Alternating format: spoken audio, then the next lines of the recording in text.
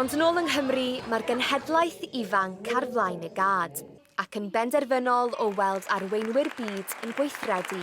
Dwi'n meddwl bod nhw'n deall pa mor serious yw e, bod falle mewn cam mlynedd bydd na dim planed i byw ar.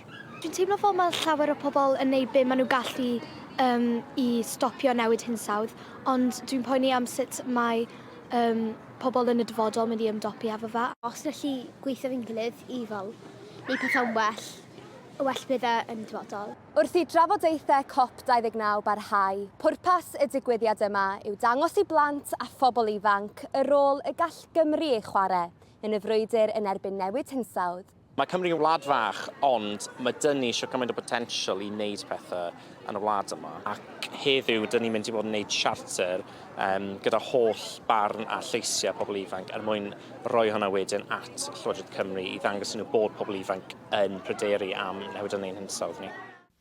Ar holl ffordd o goedwig yr Amazon, roedd yna gyfle i gwrdd â rhai o arweinwyr cenedl frodorol y Wampis a chlywed am eu profiadau yn byw ar reng flaen effeithiau cynnesu byd-eang.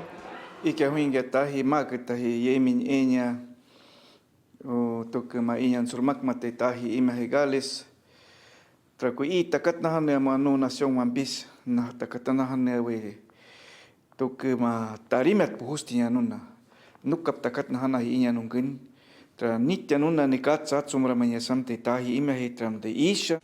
Wrth i'r frwydr yn erbyn newid hinsawdd barhau, mae'r bobl ifanc yma yn arwain y ffordd am fywyd a dyfodol llewyrchus.